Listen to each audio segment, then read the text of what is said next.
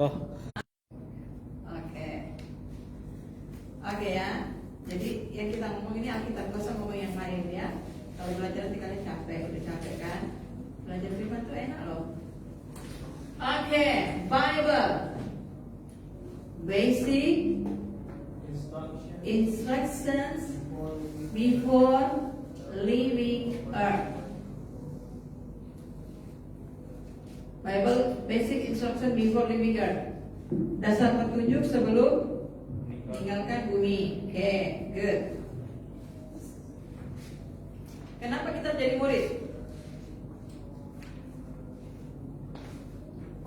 Jawabannya sudah ada Alkitab. Ya. Karena ingin belajar itu bahasa ini ya, bahasa Alkitab, bahasa firman. Mungkin lupa letaknya di mana tapi ingat ayatnya. Ayo, Krisa. Kenapa? Sudah? Kenapa?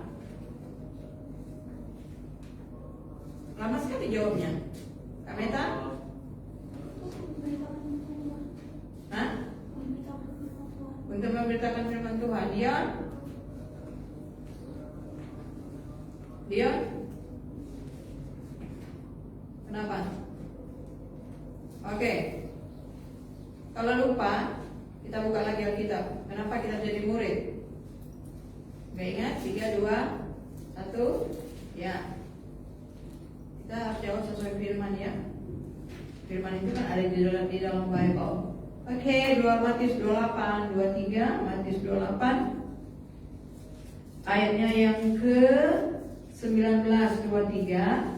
Karena itu pergilah, jadikanlah semua bangsa muridku dan baptislah mereka dalam nama Bapa dan Anak dan Roh Kudus, dan ajarlah mereka melakukan segala sesuatu yang telah kuperintahkan kepadamu, dan ketahuilah aku menyertai kamu senantiasa sampai kepada ayat zaman. Mari kita berdoa.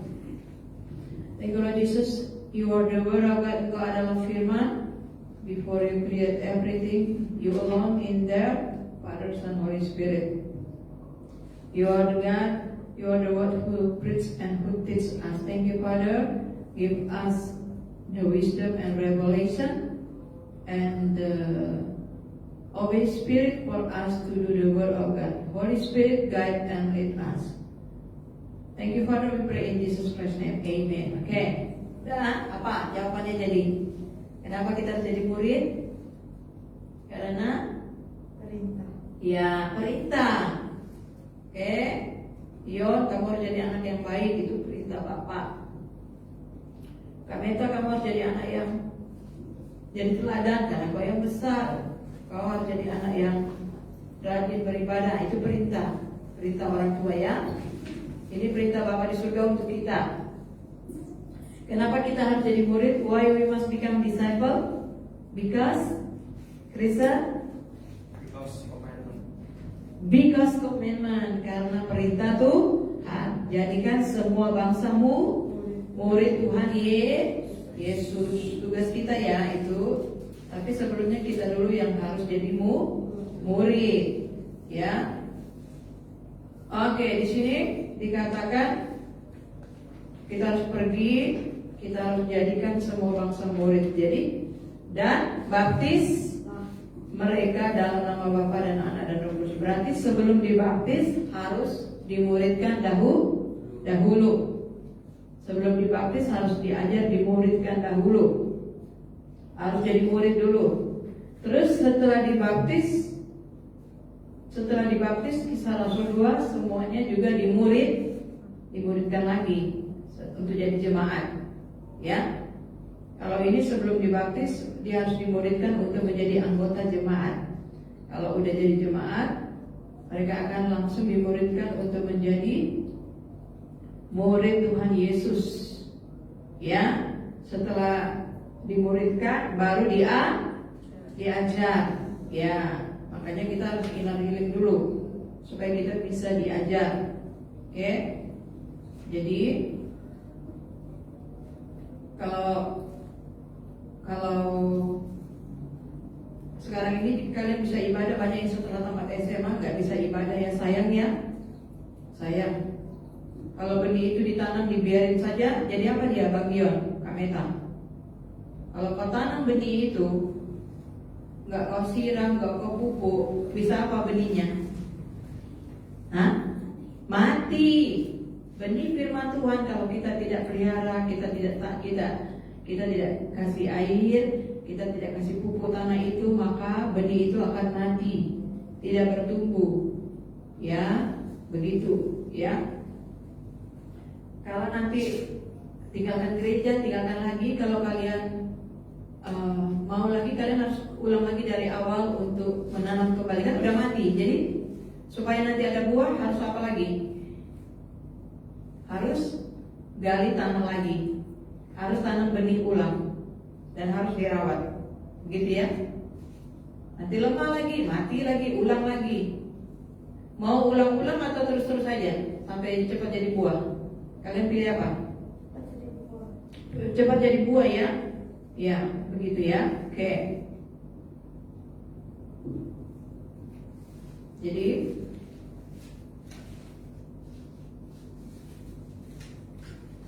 tujuan kita dimuridkan di sini ya, kita pelajari baik-baik. Oke. Oke. Kelas pemuritan hendaknya dipimpin oleh seorang pemimpin. Ini nanti untuk kelas-kelas pemuritan yang akan datang ya. Sekarang tante dulu ya, tante sama om ya. Kelas pemuritan hendaknya dipimpin oleh seorang pemimpin. Satu, pemimpin hendaknya dapat memberikan teladan. Nomor satu apa? Nomor satu apa? Teladan. Oke. Yang kedua, memiliki disiplin. Yang kedua apa? Memiliki disiplin ya. Oke. Terus siapa nanti tante calon pemimpinnya? Ya kita lah. Kita yang akan memimpin. Yang pertama harus dapat memberikan teladan, satu. Yang kedua, memiliki disiplin. Oke, ya. Yang ketiga, loyalitas. Katakan loyalitas. Loyalitas. Apa arti loyalitas? Loyal, setia.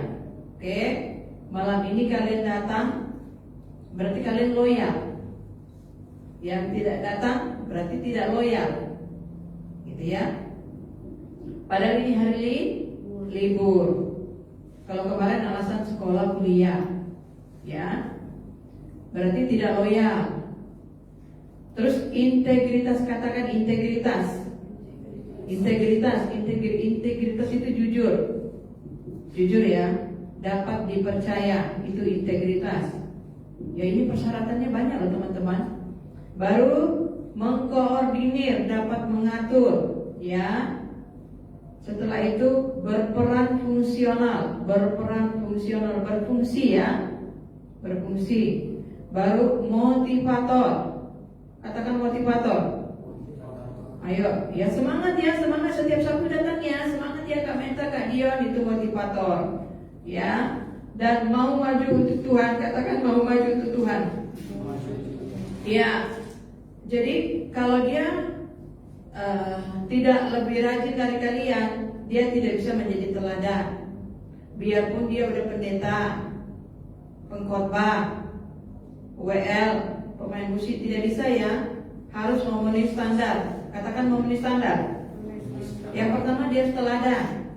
Ya, teladan, katakan teladan. Yang kedua dia memiliki disiplin. Memiliki di sekolah harus disiplin nggak? Pasti kalian dua di sekolah disiplin kan? Ada nggak yang nggak disiplin? Ada. Yang nggak disiplin tidak boleh nanti memimpin. Benar ya? Oke. Kemudian loyalitas, katakan loyalitas.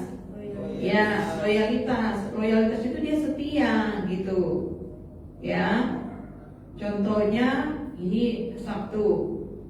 Terus kalau kakak Ija mungkin pergi di sana, nggak apalah dia pelayanan. Kalau lebih penting lagi yang lain daripada ibadah kan tentang Tuhan. Berarti nggak loyal sama Tuhan, nggak loyal sama gereja, itu belum memenuhi syarat. nanti dia kedepannya belum bisa memimpin, dia harus menjadi orang yang dipimpin. Paham? Ya. Loyalitas ya, terus integritas, katakan integritas. Integritas itu jujur, dapat dipercaya. Oke. Tidak mungkin saya akan mempercayakan orang yang tidak setia, tidak bisa. Ya. Kalian pasti tidak akan percaya sama saya kalau saya kadang datang, kadang enggak hari Minggu. Kalian percaya sama saya? Saya tanya dulu kalian. Tidak. Hah? Tidak. Percaya tak kamu? Contohnya temenmu nih, dia jarang masuk, suka-sukanya. Kamu percaya nggak dia untuk menjadi pemimpin kamu? Tidak. Hah? Tidak. Ya, nggak bisa lah. Kan nanti kan kita kan harus mengajar dan sharing kepada yang lain. Terus kita mau sharing ajar apa kalau kita nggak belajar dulu, nggak kita terima, ya? Terus mengkoordinir ya, bisa mengkoordinir, nanti dia mengatur ya, gitu ya. Kita lihat aja kayak mana nanti Om Tante, nanti kayak gitu kalian. Terus berperan fungsional, berfungsi ya sebagai pemimpin. Terus motivator. Kalian percaya nggak? Saya bilang, ayo yang rajin ibadah ya hari Minggu ya, Kak Meta, Bang Dion. Padahal saya datang nggak datang. Percaya kalian omongan saya?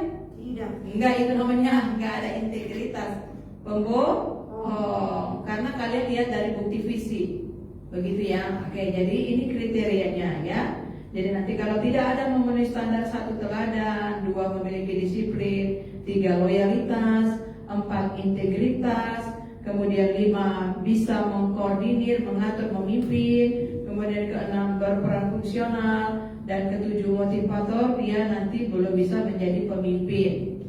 Sampai nanti dia ada yang bisa memenuhi standar ini, maka nanti dia akan dipercayakan untuk memimpin. Paham? Ya, gitu ya. Terus aktivitas disiplin dari hal-hal yang kecil, tepat waktu memulai. Terus kenapa kita harus disiplin? Supaya pemuridan ini membawa hasil yang maksimal. Katakan supaya membawa hasil yang maksimal. 2, 3. Ya, pasti kalian belajar di sekolah ada hasil yang maksimal. Kalian nanti tamat SD, tamat SMP, tamat SMA, kalian bisa bekerja sambil kuliah. Jadi ada hasil maksimal. Nanti kalau nggak tamat SMA, nggak dapat ijazah, Kak Meta nanti kan susah mau cari kerja, kan minimal SMA. Berarti nanti itu tidak ada hasil maksimal. Berarti kalau nanti Kak Meta sama Bang Dion tamat SMP, itulah hasil maksimalnya. Kak Meta tamat SMA, itulah hasil maksimalnya. Kalian menjadi murid supaya nanti mendapat hasil maksimal. Jadi sama, kita juga belajar pemuridan ini supaya mendapatkan hasil yang maksimal. Oke, setiap anggota pertemuan ini harus memiliki komitmen. Katakan komitmen. Baru yang kedua, ketaatan yang rela. Katakan ketaatan yang rela. Baru ikhlas. Ya, baru disiplin hadir. Ya. Kemudian setiap kelas pertemuan melaksanakan tindakan begini ya. Kalau saya nggak sungguh-sungguh saya belajar bahasa Inggris, saya rajin. Saya tuh nggak pernah absen. Saya belajar bahasa Inggris itu di Batam Center tuh. Saya contohnya hampir 100 ya. Lama-lama jadi 70, lama-lama jadi 50. Sudah semakin mau tamat, semakin dikit lagi mungkin 30-an gitu ya, 30-an sampai tamat. Tapi waktu penamatan semuanya hadir. Karena saya itu komitmen, serius, memang saya mau belajar. Saya sungguh-sungguh mau belajar. Katakan sungguh-sungguh mau belajar. Saya sungguh-sungguh mau belajar. Jadi saya nggak pernah absen. Baru saya sungguh-sungguh ikutin pelajaran itu. Saya baca, saya hafal, saya praktekkan, saya presentasikan, saya sharingkan gitu. Saya senang gitu ya untuk ikuti itu. Makanya saya bisa gitu ya. Jadi saya dapat hasil yang maksimal, dapat sertifikat. sertifikatnya ada sertifikat lulus. Satu lagi apa? Sertifikat kehadiran kerajinan itu juga dapat. Nah gitu ya. Jadi begitu ya.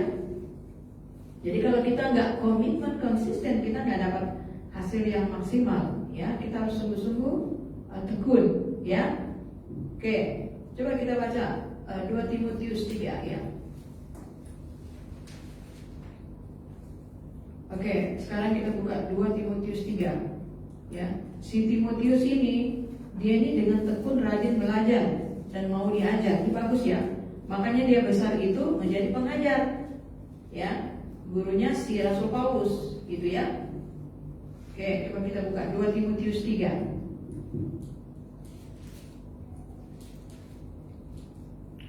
Dua Timotius 3.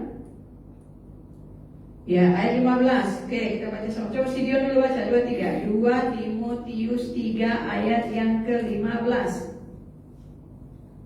Ingatlah juga bahwa dari kecil engkau sudah mengenal kitab suci yang dapat memberi hikmat kepadamu dan menuntun engkau kepada keselamatan oleh iman kepada Kristus Yesus. Ya, ingatlah juga bahwa dari kecil engkau sudah mengenal kitab suci. Katakan sudah mengenal kitab suci.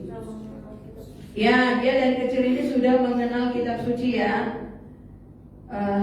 Dengan mengenal kitab suci itu dapat memberikan hikmat kepada kita dari kecil dan menuntun kita kepada keselamatan oleh iman kepada Kristus Yesus. Kepada keselamatan berarti kepada kerajaan itu, di mana yang memerintah adalah seorang raja namanya Tuhan Yesus. Jadi siapa yang mengajar dia, teman-teman?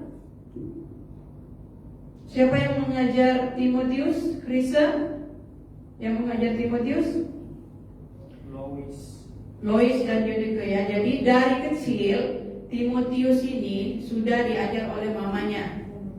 Ya. Jadi kalau mama kalian bukan pengajar di rumah, ya berarti kalian harus belajar dari gereja. Gitu ya.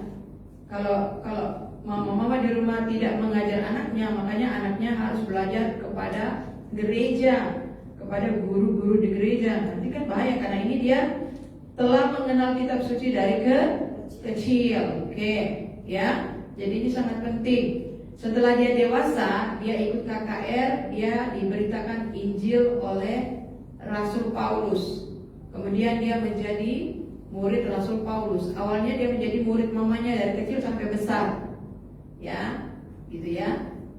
Kak Angel Janet ini Kristen Jeremy jadi murid tante dari kecil sampai besar dan sekarang jadi murid di gereja. Gitu ya bahasanya ya. Oke, kita akan sambung lagi yang materi kita. Silakan. Yang belum baca berarti Kak Meta. Coba. Silakan. Ini ya, pelajaran 1, jalan masuk ke dalam kerajaan Allah. Pendahuluannya silakan Kak Meta. Jalan masuk ke dalam kerajaan Allah. Yes. Sejak semula Allah mempunyai rencana untuk menyatakan kerajaannya di atas muka bumi melalui manusia. Ya. Allah menciptakan manusia untuk kemuliaannya. Manusia diciptakan sebagai makhluk yang mulia, menurut gambar dan rupa Allah, hampir sama seperti Allah, serta diberikan kuasa untuk menguasai segala ciptaannya. Yes. Sayang, oleh tipu daya iblis, manusia memilih untuk berbuat dosa, memberontak kepada Allah, menderita, dan menanggung berbagai akibat dosa. Tetapi oleh kasih-Nya, Allah telah memperdamaikan manusia dengan dirinya melalui Yesus Kristus yang mati di kayu salib. Dengan demikian, terbukalah jalan bagi manusia untuk masuk ke dalam kerajaan Allah. Oke, sekarang kita kasih pertanyaan ya. Oke, kami tak bisa jawab. Sejak semula Allah itu mempunyai rencana untuk titik-titik. Biar Jeremy. Krisa. Kameta. Untuk sejak semula Tuhan itu sudah mempunyai rencana untuk menyatakan kerajaannya di atas muka bumi ya. Itu sejak semula ya. Tuhan sudah punya rencana menyatakan kerajaan. Enak banget ya. menyatakan kerajaan kita ini rupanya anak-anak kerajaan. Gitu ya. Katakan saya anak kerajaan. 2, 3. Ya, makanya kita harus disiplin ya, rajin ibadah, rajin belajar ya, karena ini anak kerajaan ya. Oke, di atas muka bumi. Melalui siapa? Melalui manusia dulu, yaitu Adam. Oke. Kemudian Allah menciptakan manusia untuk titik-titik. Ya, nanti kasih kuis gini ya sama anak murid, suruh mereka baca dulu sama-sama, baru nanti kasih tanya. Oke. Allah menciptakan manusia untuk kemuliaannya, berarti katakan saya diciptakan untuk kemuliaan Tuhan. 2, 3. Ya, nanti kayak gitu ya. Kak Meta ngajar yang kelas itu ya, kelas SD ya, seperti itu aja, oke? Biar tertanam mereka bahwa mereka itu makhluk yang mulia dari Tuhan Yesus, gitu ya. Jadi nggak sembarangan mereka. Oke, diciptakan sebagai makhluk yang termulia, adik-adik. Menurut apa, adik-adik? Menurut apa? Gambar dan rupa Allah, gitu. Tuhan itu seperti apa? Berarti wajahnya seperti kita wajahnya seperti Tuhan, gitu ya. Baru hampir sama seperti Allah. Kemudian diberi titik-titik. Selain mulia diberikan apa oleh Tuhan? Kuasa. Wah, luar biasa. Kuasa untuk apa? Menguasai segala ciptaannya. Tetapi sayang, ada si penipu. Berarti hati-hati. Di mana-mana ada penipu ya. Jangan tertipu. Katakan kiri kanan, jangan tertipu.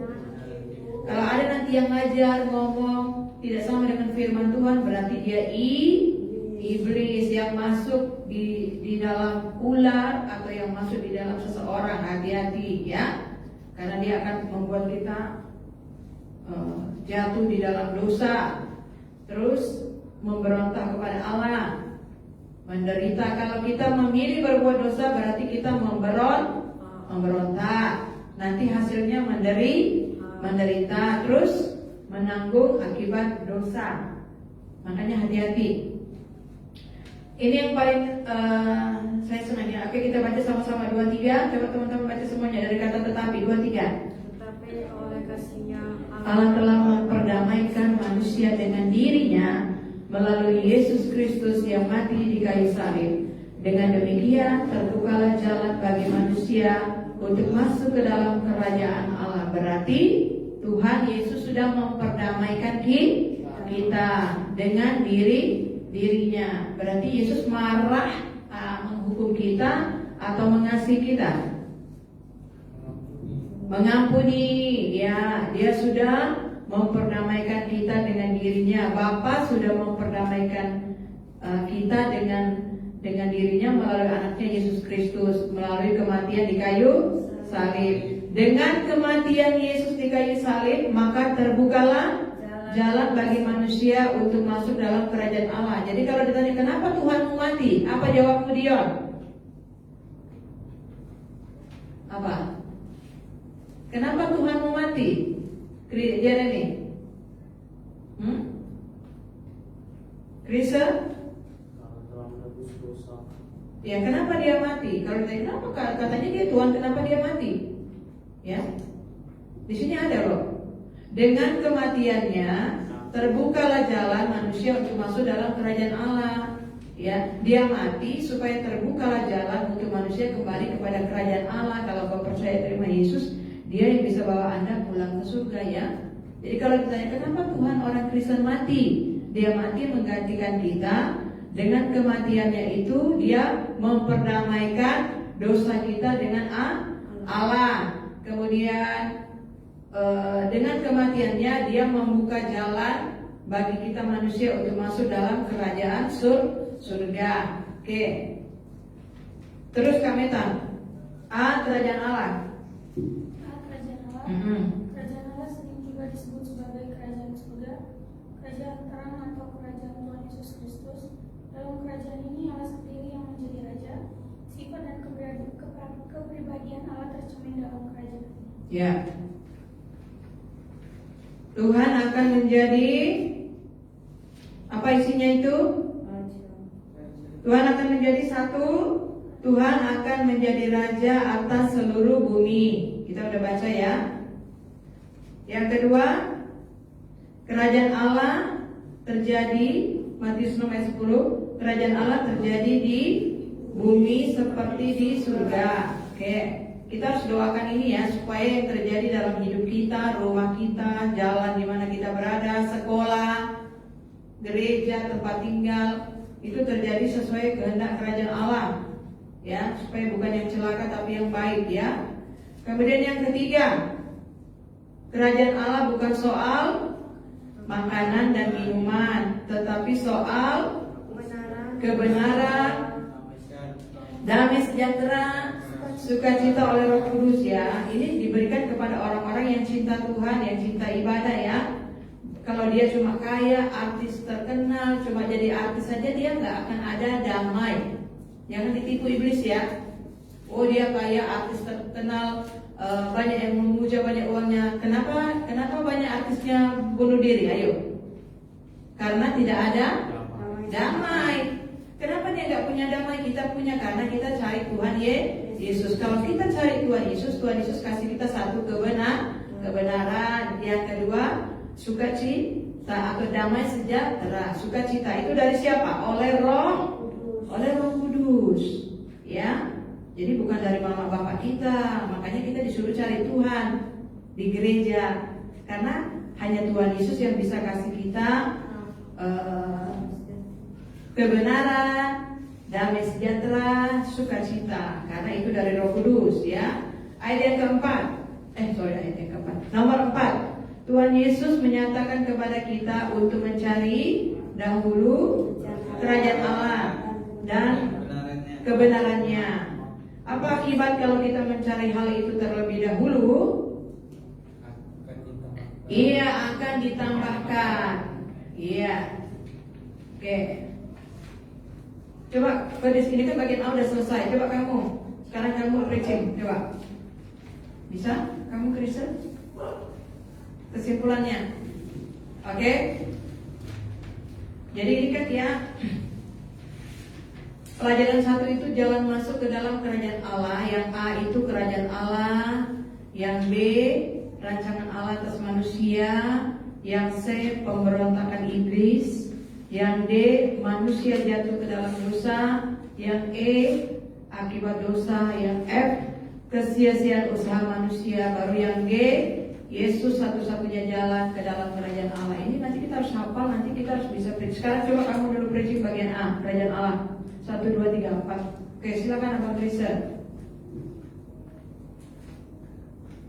Ayo, udah tinggal baca aja. Oke. Nomor 1 aku ya. Iya. Jalan masuk dalam kerajaan Allah. Coba pakai bahasa kamu, nanti cara kamu cerita sama orang lain, gitu loh. Ya. Apa sih yang kalian belajar itu? Pemuritan apa itu? Gitu. Oh, kami belajar pelajaran 1 itu tentang jalan masuk ke dalam kerajaan Allah, gitu. Coba kamu sharingkan, iya. Kerajaan Allah. Kerajaan Allah sering juga disebut sebagai kerajaan surga. Iya. Kerajaan terang atau kerajaan Tuhan Yesus Kristus. Dalam kerajaan ini Allah sendiri yang menjadi raja. Sifat dan kepribadian Allah terjadi dalam kerajaan. Yang nomor 1, Langsung cara mengaplikasikannya, ya. Tuhan akan menjadi raja atas seluruh bumi. Oke, kamu sharingkan bagaimana caranya melakukan firman ini. Nah, itu yang kamu sharingkan. Berarti kita harus bagaimana, gitu. Kalau Tuhan itu raja, cara kita memperlakukan Tuhan, cara kita mempraktikkan firman itu dalam hidup kita sehari-hari harus apa? Coba. Tadi Papi udah jawab kan? Apa? Tadi Papi udah jawab, hah? Cara untuk memuliakan Tuhan, Ya. itu dengan cara berdoa, memuji, Ya. menyembah, membaca Alkitab, Ya. merenungkan firman Tuhan. Iya. Dan pada nomor 1 kan Tuhan, karena dia adalah raja. Pernah nonton film Raja?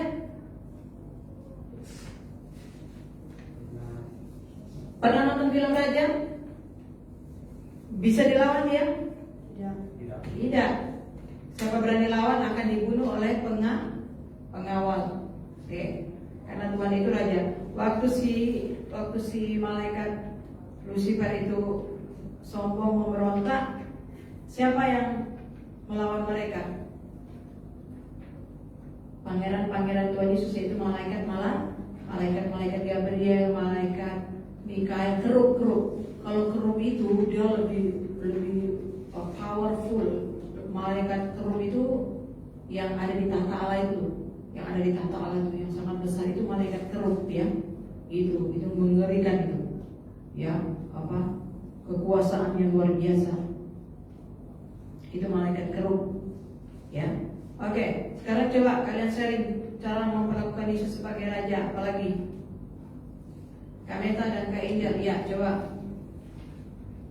Kan firman ini harus kita praktekkan. Kira-kira apa? Selain itu, kalau dia raja berarti kita harus apa gitu? Kira-kira? Kalau sama raja kita harus apa sama raja? Itu maksudnya? Hormat. Iya, hormat. Apalagi? Setia. Hah? Iya, 100. Bagus, gitu ya. Apalagi? Setia, gitu ya. Raja itu kaya atau tidak? Kaya. Kalau kita hormat, tunduk taat, kita bisa dikasih hadiah. Buktinya si Daud itu dikasih hadiah, dia diangkat jadi raja. Musa diangkat jadi pemimpin. Yosua diangkat jadi pemimpin. Siapa lagi? Daniel, ya. Karena kan Tuhan itu raja, Tuhan yang punya bumi, Tuhan yang punya kuasa, Tuhan yang punya kerajaan. Nanti dia bisa kasih kepada anak-anaknya yang taat. Oke, kerajaan Allah bukan soal makanan, minuman, tetapi tentang kebenaran, damai sejahtera, sukacita. Ini kita udah bahas ya minggu lalu ya. Oke, sekarang kita maju aja sekarang bagian B. Karena ini minggu lalu udah dibahas, ya.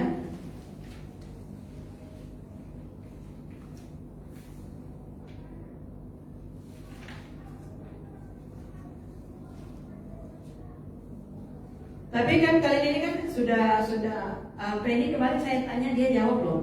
Yesus itu siapa Penny? Yesus itu raja, dia ingat loh. Yang kita baca, yang kita sharingkan dia ingat.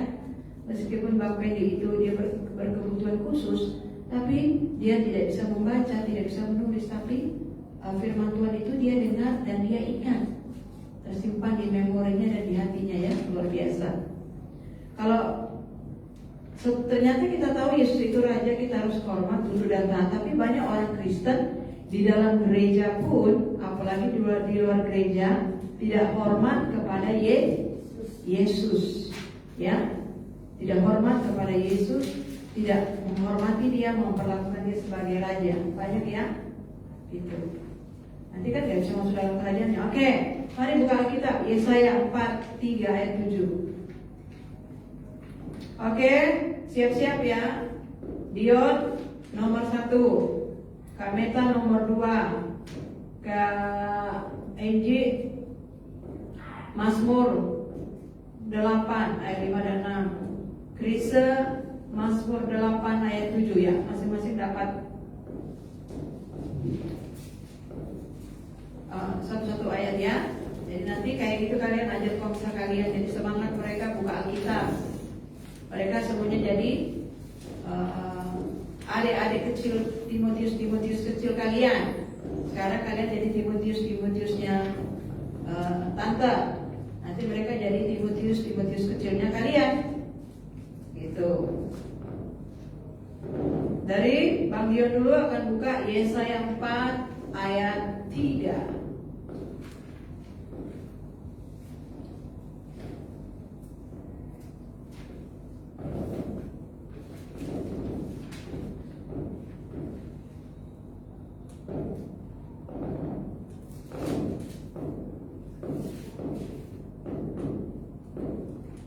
Ya, Bang Dion silakan baca kalau udah dapat. Yesaya 43 ya. Ya.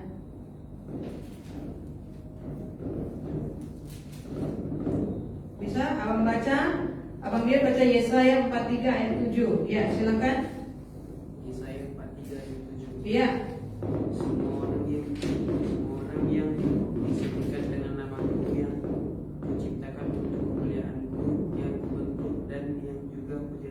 Iya, semua orang yang disebutkan dengan namaku, berarti kita anak-anak Tuhan Yesus ya, karena kita ini disebutkan dengan nama Tuhan Yesus.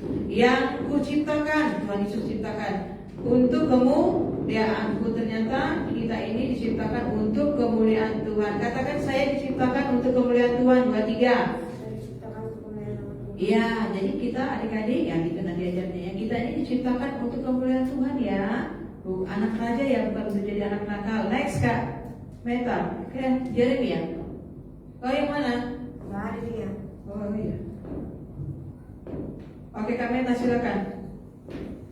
Jadi itu yang sampai 27. Iya.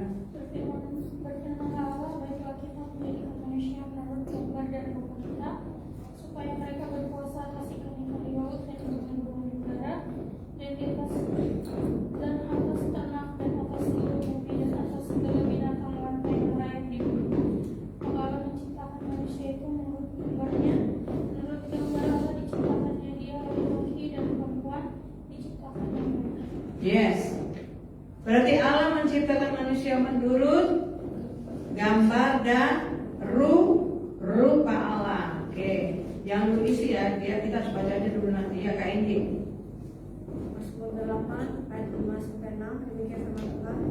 Apakah manusia sehingga engkau mengingatnya? Apakah anak manusia sehingga engkau mengingatkannya? Ayat 6 demikian firman Tuhan. Namun engkau telah membuatnya hampir sama seperti Allah dan telah memahkotainya dengan kemuliaan dan hormat. Ya, ternyata manusia itu diciptakan hampir sama seperti Allah. Katakan, saya diciptakan hampir sama seperti Allah. Dimahkotai. Dimahkotai apa tadi teman-teman? Kemuliaan. Dimahkotai kemuliaan. Oke, sekarang isi. Nomor 1 apa? Jeremy, baca. Sekarang coba Jeremy. Baca nomor 1. Allah manusia untuk ya, untuk kemuliaan Tuhan. Yang nomor 2. Ya, gambar dan rupa Allah, bagus anak-anak. Terus, dan telah membuatnya hampir sama seperti Allah. Terus, nomor 3. Apa yuk? Tanya kakak Angel. Allah memberi manusia apa? Bukan, Krisa ya? Belum. Krisa, baca Mazmur 8 ayat 7, Krisa. Ayo giliran Krisa. Ya. Kambing domba dan lembu sapi sekalian, juga binatang-binatang di padang. Kau baca pakai handphone ya?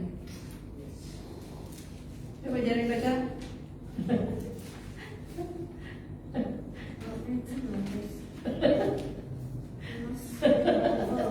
Dia baca pakai handphone.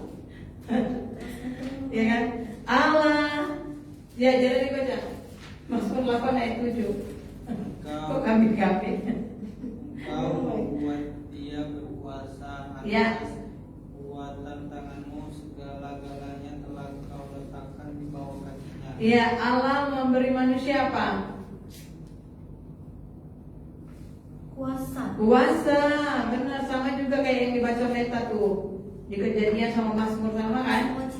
Allah memberi manusia kuasa atas semua ciptaannya. Jadi kalau Tuhan ngomong, Tuhan itu kalau ngomong pasti sama dengan firman. Di Kejadian 1 ayat 26-27, dia ulang lagi beberapa ribu tahun kemudian. Kalau yang pertama tadi dia ucapkan ditulis oleh Musa, kemudian ditulis lagi di kitab Mazmur oleh Daud ya. Tuhan juga yang ucapkan. Ternyata sama, Tuhan kalau ngomong itu sama. Kau ini diciptakan serupa dan segambar dengan aku untuk kemuliaan Tuhan. Gitu ya, jangan juga belajar Dios. Kau ini diciptakan untuk kemuliaan Tuhan. Nanti kalau ada yang nakal, jangan juga kau ini diciptakan untuk kemuliaan Tuhan. Jangan bandel ya, gitu. Paham? Ya, itu rancangan Allah atas manusia. Oke. Sekarang kita masuk pemberontakan iblis. Ya. Oke. Kita akan bahas dulu. Jadi kalau hari Minggu yang ngajar sekolah Minggu siapa? Karisna. Yang kecil itu. sama Jenat. Karisna sama Jenat. Yang itu Yang Adita aku yang megang, kalau yang anak perempuan Jenat. yang kelas-kelas cowoknya siapa? Oswi. Karisna. Karisna. Ya. Berarti besok Kak Meta ya yang ajarin mereka ya, kasih kopinya ini ya, seperti kita belajar malam ini ya Kak Meta ya. Ya. Sesuaikan waktunya aja. Nanti kalau memang cuma dari cuma sampai di kerajaan Allah nomor 4 sampai situ aja, nanti disambung lagi ya. Jadi mereka harus pegang kopi ini ya. Baru nanti mereka harus baca, nanti mereka harus hafal karena anak-anak itu dia otaknya sangat pintar. Nanti dia cepat hafal, nanti dia tahu firman dari kecil bagus, nanti dia besar jadi anak-anak yang baik, nggak jadi anak-anak yang nakal ya. Nanti fotokopinya tante kasih ke Kak Meta. Terus kalau Dion kemana? Dion di bawah. Kamu berapa orang biasa di bawah? Orang cuma 4. 4. Ya bisa, gitu ya. Sesuai anunya. Oke. Bisa ya Kak Meta ya? Angel sama Kak Jana di sini ya. Itu kami bagi lagi, kan ada yang anak kecil sama anak besar. Oh ya, nanti Kak Angel lah yang pagi ini di sini ya. Jadi harus gitu ya. Nah, berarti kalian kita harus tolong mereka. Jadi semuanya belajar ini, nanti Tuhan Yesus senang ya, kita semuanya sama-sama belajar firman. Jadi mereka itu Timotius kecil yang Tuhan Yesus titipkan kepada gereja blessing. Nanti supaya nanti mereka besar mereka bisa menjadi Timotius. Gitu ya. Kalian ini sekarang Timotius kecilnya Tuhan Yesus di sini sedang belajar. Nanti besok Timotius yang lebih kecil lagi yang Tuhan titipkan kepada kalian untuk kalian ajar. Oke? Ya. Jadi nanti sesuai anunya. Jadi nanti contohnya kalau besok Kak Meta pimpin sampai nomor 4, berarti minggu depannya lagi nanti Kak Meta akan sambung di bagian B rancangan Allah. Ya, Kak Meta tuh udah bisa ya, karena udah SMA. Begitu ya Kak Meta ya. Jadi nggak susah ya, nggak susah cari bahan ya. Saya pikir mau cari bahan lagi, mending ini aja enak karena mereka udah bisa baca. Ya, oke sekarang kita ke pemberontakan iblis. Mari kita buka. Ini bagus ya. Kenapa Yesaya dipercayakan untuk menulis tentang malaikat? Karena mereka ini kudus. Yesaya ini dari muda dia udah jadi nabi, udah mendengar suara Tuhan, menjadi hamba Tuhan ya. Gitu. Musa ya dipercayakan untuk 5 kitab. Kejadian, Keluaran, Imamat, Bilangan, Ulangan. Kalau Yeskiel mencatat tentang kitab Yeskiel, Yesaya ya, itu anak-anak muda. Jangan kalian kira ini nabi-nabi tua loh. Ya, ini mereka muda-muda, masih muda-muda. Ya, udah dipanggil Tuhan, masih semuda Bang Kris. Kalau Daud masih semuda Dion sama Jeremy. Daud itu, ya. Oke, sekarang kita buka pemberontakan iblis. Yeskiel, ya. Jadi jangan kalian kira tante ini kok khotbahnya yang itu ya, datang itu jadi setan, jadi apa gitu ya. Itu saya sampaikan itu bukan dari saya pandai-pandai dari saya, memang bahan firman Tuhan yang ada begitu ya. Gitu loh, kalau orang-orang yang mungkin hatinya jahat ya, gitu ya. Oke, Yeskiel 28.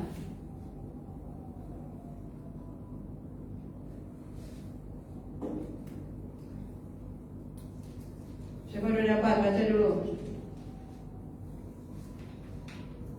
Yeskiel 28.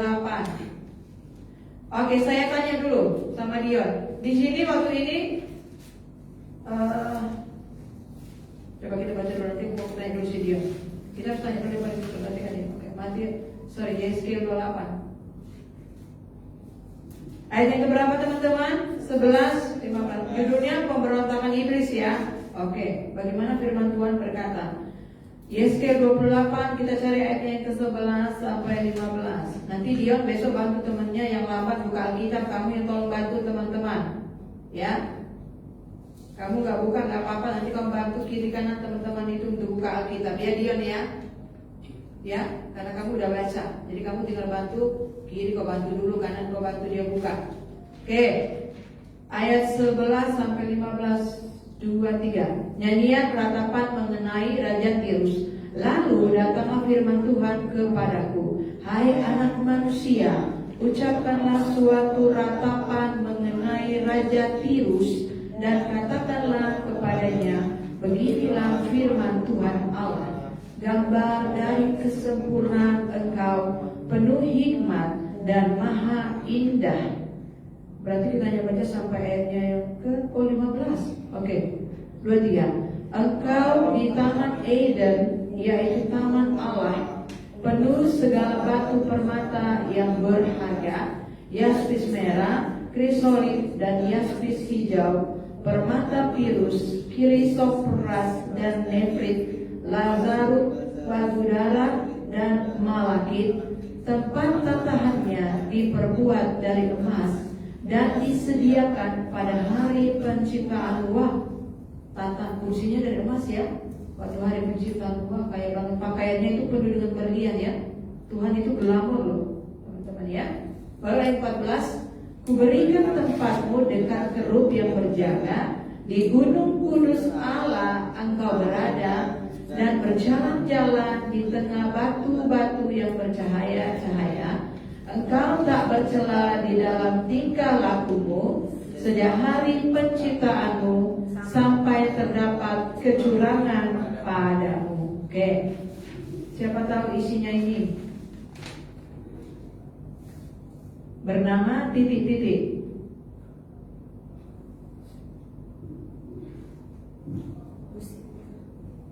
Ada di situ. Ada, coba cari siapa yang dapat. Ya. Dia bernama apa?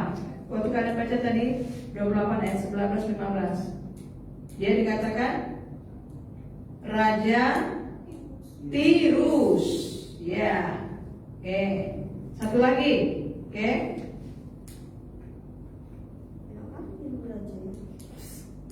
Yesaya 14 ayat 12.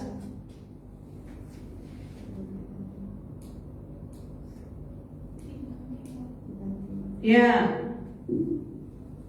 Kami tuh udah buka ya? Ayo, buka yang lainnya. Yesaya 14. Jadi kalau kalian udah tahu Alkitab ya, teman-teman, kalian tuh gak bisa ditipu-tipu sama orang, gak bisa dibodoh-bodohin ya. Karena kalian sudah tahu Alkitab, firman. Anak-anak kecil juga nanti udah tahu firman, dan gak bisa dia dibodoh-bodohin sama si Bulan lagi ya. Oke, ayo coba baca Yesaya 14 23 ayat 12.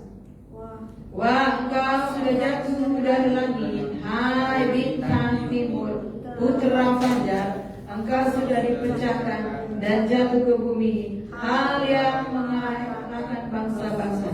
Makanya waktu ada lagu bintang timur yang gilang gemilang, rasanya itu iblis deh. Iya kan? Iya kan? Hafiznya ayat ini, gitu ya. Engkau adalah yang terang ajaib, bintang timur, gitu kan? Bintang timur itu kan ada di Yesaya 14. Siapa dia itu? Kameta. Lucifer. Ya, itu berarti dia belum pernah membaca kitab suci Yesaya 14. Oke.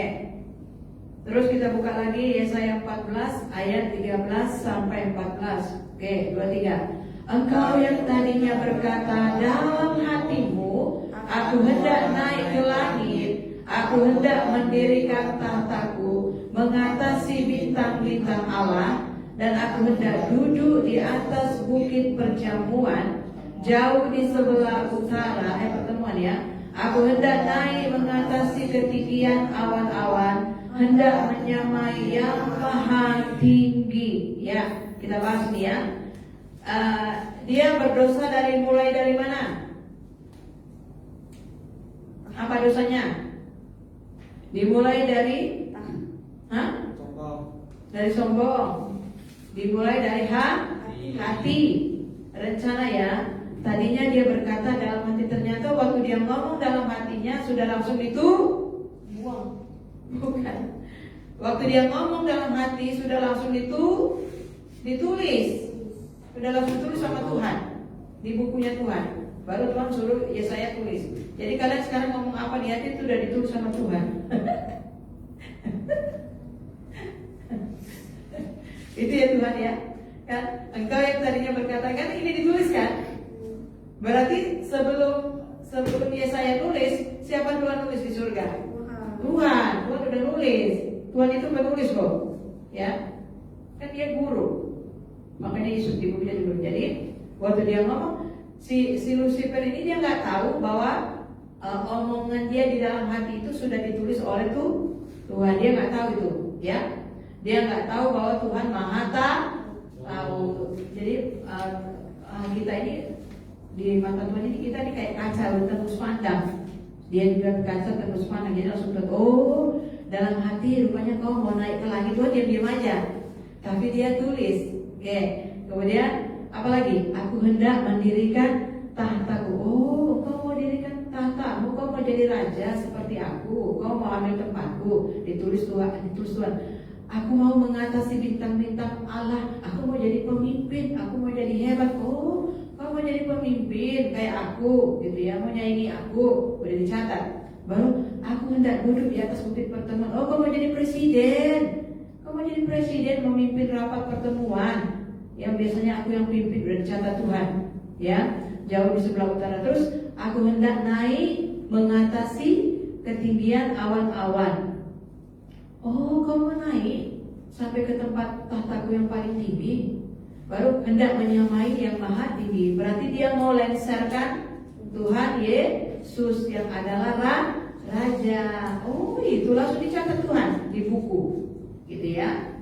Apa yang terjadi kepada dia? Ayat 15:23. Sebaliknya ke dalam dunia orang mati engkau diturunkan ke tempat yang paling dalam di liang kubur. Oke, ya. Jadi makanya kalau tante sama om di sini jadi hamba Tuhan, kalau ada orang baru maupun orang lama, kalau dia sudah merencanakan sesuatu di belakang, ngerumpi, menggosipin, atau nanti dia berniat untuk keluar atau apa, tante sama om tuh udah tahu. Baik dia kaum muda, baik dia ibu-ibu, baik dia bapak-bapak, itu sudah tahu dari cara-caranya, dari rohnya udah tahu. Karena apa? Dari Alkitab ini lah tante tahu kan. Gitu. Jadi orang mau ngapain itu dia pasti merencanakan gini. Berarti dia ini untuk mau memberontak kepada pemimpin, contohnya gembala, presiden, guru. Apapun itu pasti sudah direncanakan. Makanya kami sudah tahu, gitu ya. Jadi nggak bisa berdusta sama firman. Oke, bagus sekali ya. Oke, sekarang kalian isi.